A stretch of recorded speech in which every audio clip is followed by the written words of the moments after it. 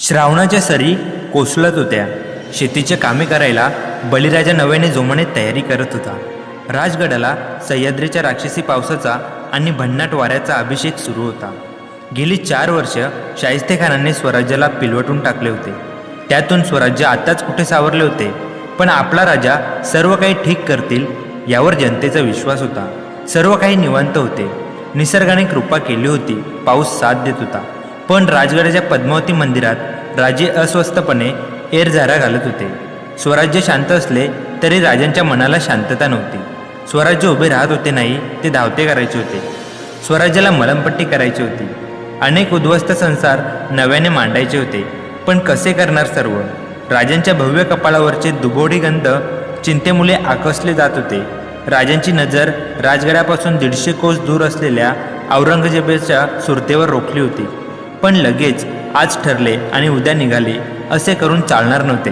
कामगिरी फते करण्याआधी तिथली खडानखडा माहिती हवी होती. अनेक ठिकाणी मोगलांची ठाणे होती, खडी सेना होती आणि स्वराज्यातले काही घरभेदीही होते. आणि मुख्य म्हणजे ती सुरत ही काही ऐरागैरेची नव्हती, साक्षात औरंगजेबाची होती. तेवढ्यात मंदिराचे पुजारी राजांसमोर आले, आरतीचे ताट घेऊन. राजांची नजर त्या पुजाऱ्याच्या चेहऱ्यावर लागली होती. तो नेहमीचा पुजारी वाटत असला तरी तो नव्हता. त्या माणसाने अगदी त्या पुजाऱ्याचा वेश अगदी हुबेहूब वठवला होता. दोघांची नजरानजर होता. राजांच्या कपाळावरचे दुबोडी गंध शिवाच्या 3ऱ्या डोल्यासारखे अगदी स्थिर झाले. चिंता जाऊन चेहऱ्यावर एक हलकीशी स्मित रेषा उमटली आणि राजे बोलते झाले, वा बहिर्जी वा. आणि राजांनी बहिर्जींना आपला मनसुबा सांगितला. मंदिराबाहेरच्या सैनिकांना वाटत होते राजे नेहमीच्या पुजाऱ्याशी बोलत आहेत, किंबहुना त्यांच्या लेखी बहिर्जी नाईक नावाची कोणीही व्यक्ती अस्तित्वातच नव्हती. थोड्या वेळाने राजे निवांत होऊन दर्शन करून मंदिरातून निघाले आणि बहिर्जी नाईक पाली दरवाजातून पाली गावात उतरून आले. ते फकीराच्या वेशात एका घरासमोर उभे राहून भिक्षा मागितली आणि एका तिथल्या मशिदीत माथा टेकून गावाजवळच्या जंगलात रवाना झाले. आणि काही वेळाने तो भिक्षा देणारा आणि मशिदीच्या समोर असणारा भिकारी येऊन बहिर्जींना भेटले. बहिर्जींनी आपल्या साथीदारांना राजांचा मनसुबा सांगितला आणि त्यांनी त्या जंगलात सांकेतिक भाषेत आवाज दिले. ते ऐकून त्यांना त्याच सांकेतिक भाषेत उत्तर आले आणि काही वेळातच अजून काही साथीदार येऊन त्यांना भेटले. थोडा वेळ त्या सर्वात काही बोलणं झाले आणि सर्व वेगवेगळ्या वाटांनी औरंगजेबाच्या सुरतेला रवाना झाले. कामगिरी तशी सोपी नव्हती. स्वतः राजे जातीने कामगिरी पार पाडणार होते. कुठेही कसूर झालेली चालणार नव्हती. एक वेळ सुरतेचा खजिना नाही आलं तरी चालेल, पण लाखांचा पोशिंदा स्वराज्याचे धनी सुखरूप परत आणायचे होते. त्याच विचारात बहिर्जीचा घोडा सुरतेच्या दिशेने उधळला. राजगड आणि राजे आता अगदी निवांत झाले होते. पावसाने जोर धरला होता. बहिर्जी आणि त्यांच्या साथीदारांनी सुद्धा जोर धरला होता. खूप मोठी मोहीम होती. आपल्या साथीदारांना आवश्यक ती सूचना देऊन आणि त्यांना सुरतेच्या दिशेला रवाना केले आणि स्वतः मात्र राजगडाच्या पायथ्याशी असलेल्या निबिड जंगलात धाव घेतली. बहिर्जी जसे जंगलात आत आत जात होते तसे जंगल अजून दाट होत होते. सकाळीही सूर्याची किरणे जमिनीवर यायला बिचकत असत. त्यात हा राक्षसी पाऊस. संध्याकाळ का सकाळ काही कळत नव्हते. बहिर्जींनी एका ठिकाणी घोडा थांबवला. आता पुढे पायी जाण्याशिवाय पर्याय नव्हता. 1-2 टेकाड ओलांडून बहिर्जी जंगलात एका ठिकाणी मोकळ्या जागेवर येऊन उभे राहिले. आसपासचा अंदाज घेतला आणि समोर असणाऱ्या मोठ्या वडाच्या झाडाला वळसा घालून त्या झाडाच्या पाठच्या बाजूला येऊन उभे राहिले आणि समोर असणाऱ्या निवडुंगाच्या झाडीकडे वाटेतले दगडधोंडे आणि एक छोटी नदी पार करून चालते झाले. ती निवडुंगाची झाडी चांगली 2 ते 3 पुरुष उंचीची होती. पुढे जायला अजिबात रस्ता नव्हता. मग बहिर्जी का आले होते तिथे? सुरतेचा रस्ता तर दुसरा होता. मग कारण काय होते? बहिर्जीचे जमिनीवरचे साथीदार तर तयार झाले होते, पण आकाशातले साथीदार ते सुद्धा येणार होते ना. अहो, राजा येत होता स्वतः. मग ते असे पाठी राहतील? स्वराज्य सर्वांचे होते. एका खारुताईने नाही का प्रभू रामचंद्राला सेतू बांधायला मदत केली होती? निवडुंगाच्या झाडीजवळ आल्यावर बहिर्जींनी एक सांकेतिक आवाज काढला आणि तसाच आवाज 2-3दा झाडीच्या पलीकडून आला आणि अलीबाबाच्या गुहेचे दार उघडावे तसे त्या निवडुंगाच्या भिंतीत एक दरवाजा उघडला गेला आणि बहिर्जींनी मोकळ्या मैदानात पाय ठेवला नसेल तेवढ्यात 6 ते 7 बहिरी ससाने, काही गरुड, कबुतरे यांनी कल्ला करायला सुरुवात केली. आपल्या पोशिंद्याला त्यांनी बरोबर ओळखले होते आणि तेवढ्यात लगबगीने जिवाजी आणि भिवाजी धावत आले. हे जिवाजी आणि भिवाजी बंधू पक्षी आणि प्राण्यांचे आवाज काढण्यात एकदम पारंगत होते आणि प्राण्यांची भाषासुद्धा जाणत होते. बहिर्जींनीच त्यांना शोधले होते. बहिर्जींनी त्या बंधूंना काही सूचना दिल्या. तसे त्यांनी 3 ते 4 बहिरे ससाने, 2 गरुड आणि काही कबुतरे यांना मोकळे केले आणि त्या स्वराज्याचा मूक शिलेदारांनी त्या राक्षसी पावसाला न जुमानता आकाशात झेप घेतली. जिवाजी आणि भिवाजी आपल्या माणसांना काही खास सूचना दिल्या आणि ते बंधू आणि बहिर्जी त्या निवडुंगाच्या झाडीतून बाहेर आले आणि बहिर्जींनी मगाशी घोडा थांबवलेल्या ठिकाणी आले.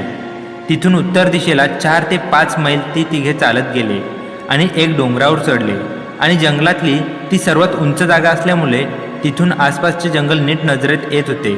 तिथेच बहिर्जींनी आणि जिवाजी आणि भिवाजी बंधूंनी थोडा आराम केला आणि पाठीशी बांधलेला भाकर तुकडा तोडला.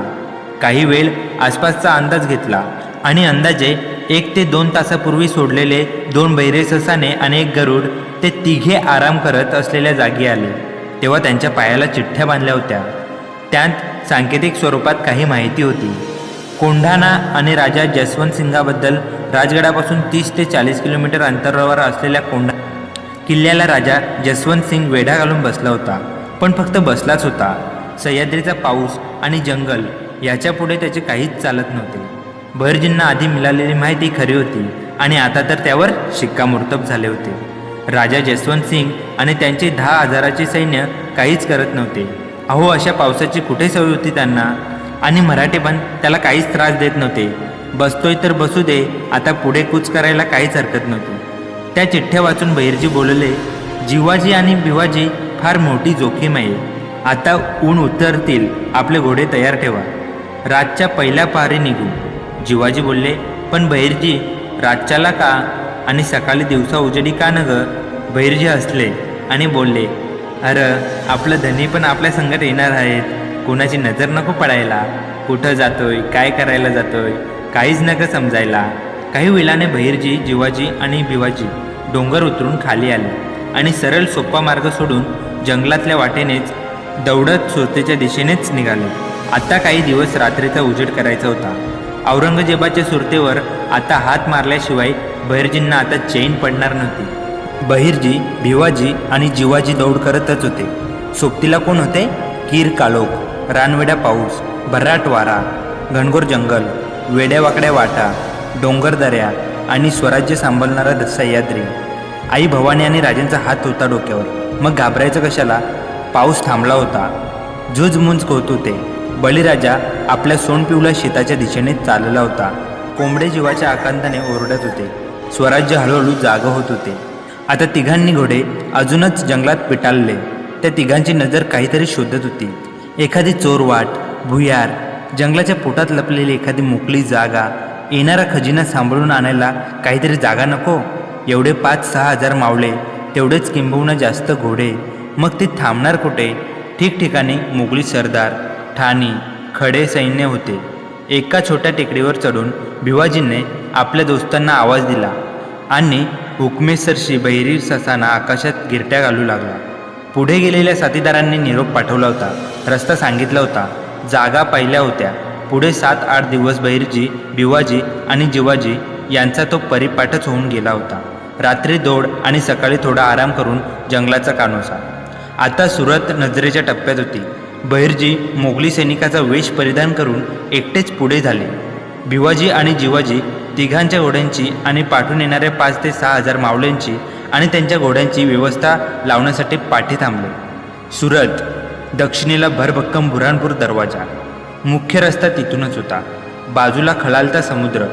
समुद्रावर सज्ज असलेले कित्येक मोगली जहाज, डच, इंग्रज, पोर्तुगीज, अरब, त्यांच्या वखारी, व्यापारी बहरजी बोहरा, हाजी कासम, हाजी बेग, अब्दुल जाफर यांचे उंची महाल, मोठमोठे वाडे, त्याला सोन्याचे खांब, नक्षीदार कमानीच्या खिडक्या, प्रशस्त रस्ते, त्यावरून धावणाऱ्या मेना, पालख्या, इंग्रजांच्या 4 चाकी बग्ग्या, व्यापारी आणि यात्रेकरू यांच्यासाठी बांधलेल्या सराया, देशोदेशीचे वकील, खास औरंगजेबासाठी नजराणा म्हणून आणलेले जातिवंत 200 अरबी घोडे, कित्येक प्रकारची दुकाने होती.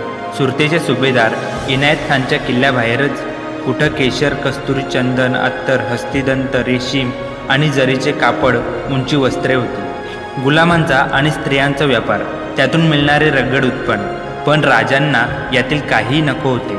फक्त सोने, चांदी, माणिक, मोती, बस एवढेच हवे होते. सागरातून फक्त 3 ते 4 मुठी हव्या होत्या.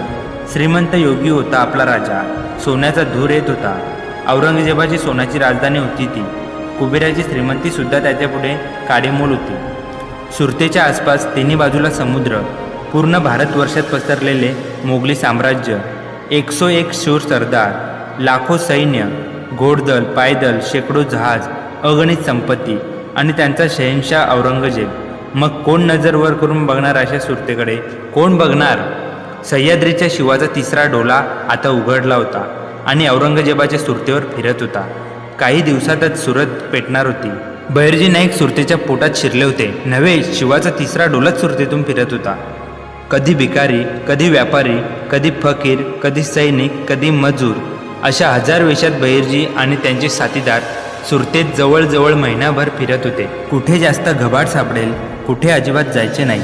कुठच्या व्यापाऱ्याच्या मालात तळघर आहे, कोणाच्या घरात तिजोरी भरभरून वाहत आहे, कुठे लपण्याच्या किंवा लपवण्याच्या जागा आहेत, कुठे चोरवाट आहे, कुठे छोट्या छोट्या गल्ल्या, कुठे मोठमोठे रस्ते, कुठे दुकाने आणि गोदामे आहेत, कुठच्या दुकानात काय दडले आहे, हे सर्व बहिर्जी पाहत होते. आणखी एक गोष्ट त्यांच्या लक्षात आली. ऐकीव माहितीप्रमाणे जवळजवळ 4 ते 5 हजार सैनिक सुरतेच्या रक्षणाकरिता तैनात केले होते. पण महिनाभर सुरतेत फिरूनसुद्धा त्यांचा ठाव ठिकाणा किंवा त्यांचे काहीच अस्तित्व दिसत नव्हते. मग गेले कुठे? त्याचे उत्तरही लगेच मिळाले. बहिर्जीच्या साथीदारांनी खुद्द सुभेदाराच्या महालात जाऊन माहिती काढली होती. 4 ते 5 हजार सैनिक फक्त नावालाच होते. प्रत्यक्षात सैनिक होते ते 1 ते 2 हजार. 5 हजार सैनिक दाखवून सुभेदार इनायत खान त्यांचा पैसा लाटत होता. बहिर्जी मनातल्या मनात खुश झाले. तिथे लढाई करायला सुद्धा सैन्य नव्हते. सगळी तयारी झाली होती. आता एक शेवटचा डाव टाकायचा बाकी होता.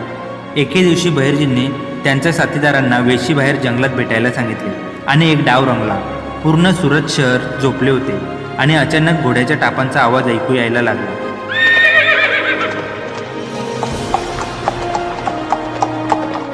आणि त्यापाठोपाठ हर हर महादेवच्या घोषणा. कोणाला काय होते ते कळेच ना. असा कसा शिवाजी आला इतक्या लांब? भूतविद्या अवगत आहे का त्याला? बहिर्जीच्या साथीदारांनी काम चोख बजावले होते. सुरतेत गडबड चालू झाली. काळोख्या रात्री दिवस झाला. जो तो व्यापारी बैलगाड्या भरून आपला खजिना सुरतेच्या बाहेर काढला आणि भरूच शहराच्या दिशेने पळायला लागला. बहिर्जी गुपचूप त्यांच्यावर लक्ष ठेवून होते. अर्धा सुरतेचा खजिना आता भरूनच शहरात आला होता. कोणी पारेकरी नाही, किल्ला नाही, सैन्य नाही, बस न लढता असा खजिना मिळाला तर काय भांड्याची गरज होती. बहिर्जीने तिथे आपले हेर पेरून ठेवले. ही अशी गंमत बहिर्जींनी पुढच्या महिन्याभरात अजून 2-3दा करून पाहिली. कुठे खजिना जातो, कुठच्या रस्त्याने जातो, सगळे पाहून ठेवलं. आता शिवाजी आला ऐकून सुरतमधील व्यापारी पण निवांत झाले होते. तस्यांना समजून चुकले होते कोणीतरी आपली गंमत करते. पण खरी गंमत तर बहिर्जी आणि राजे करणार होते. सुरत खरोखरीच लुटली जाणार होती. हर हर महादेवच्या घोषणा खरोखरीच होणार होत्या. सगळी बित्तम बातमी काढून बहिर्जी आणि त्यांचे काही साथीदार राजगडाकडे दौडत सुटले होते. भिऊजी आणि जिवाजी राजांच्या स्वागतासाठी पाठीस थांबले होते. थोड्याच दिवसात सुरत बेसुरत होणार होती. दख्खनचे वादळ धडकणार होते. एक मराठा सरदार राजांना भेटायला आला होता. स्वराज्याच्या सेवेसाठी स्वतःला हाजीर करण्याचा मनसुबा होता. काही छोटे मोठे नजराणे आणले होते. योग्य ती चाचपणी केल्यानंतर त्याला महाराजांसमोर उभे करण्यात आले. त्याने स्वतःचा मनसुबा पूर्ण राजसभेसमोर सांगितला आणि निघता निघता राजांना आपल्या मुलीच्या लग्नाचे आमंत्रण दिले. त्यातील मजकूर काहीसा असा होता. नवरी मुलगी दागदागिने परिधान करून आणि नटून थटून तयार आहे. राजे, तुमच्या आशीर्वादाची शुभ कार्य सुरळीत पाडण्याची गरज आहे. सर्व काही ओलंबले आहे. वराडी आणि वाजंत्री यांची योग्य ती सोय केलेली आहे. तेव्हा तुम्ही आणि तुमचे समस्त कुटुंब लग्नाला चला, तुम्ही लग्नाला चला. तो मजकूर वाचून राजांच्या चेहऱ्यावर स्मित रेषा उमटली आणि राजांना कळून चुकले तो मराठा सरदार दुसरा तिसरा कोणी नसून आपला बहिर्जीच आहे. आमंत्रण तर आले होते, आता लगबग करायला हवी होती. मुहूर्त चुकता कामा नये. राजांनी आपल्या साथीदारांना आदेश दिला. 5 दिवसांत नव्या कामगिरीवर निघायचे आहे. लगबग सुरू झाली. अवघ्या 5 दिवसांत उत्तमात उत्तम 6,000 घोडेस्वार आणि अजून जास्त 1 ते 2,000 घोडे तयार झाले. पण दिवसा उजेडी निघणे धोकादायक होते. जवळच जसवंतसिंग कोंढाण्याला 10,000 सैन्यासह वेढा घालून बसला होता. तो जर समोर आला असता तर सर्व काही फसले असते. तेव्हा रोज 2,000 सैनिक असे 3 दिवस बहिर्जींनी शोधलेल्या जंगलातल्या वाटेवरून जसवंतसिंग आणि त्यांच्या सैन्याच्या नजरेपासून आणि वेड्यापासून दूर एका गुप्त ठिकाणी थांबले होते. राजे स्वतः आणि काही निवडक साथीदार आणि बहिर्जी नाईक वेश बदलून 2,000 घोड्यांसकट मुख्य रस्त्याने निघाले. कोणी विचारले असता ते सांगत, खुद्द औरंगजेबाला या घोड्यांचा नजराना पेश करण्यासाठी चाललो आहोत. मग कोण हो अडवणार त्यांना?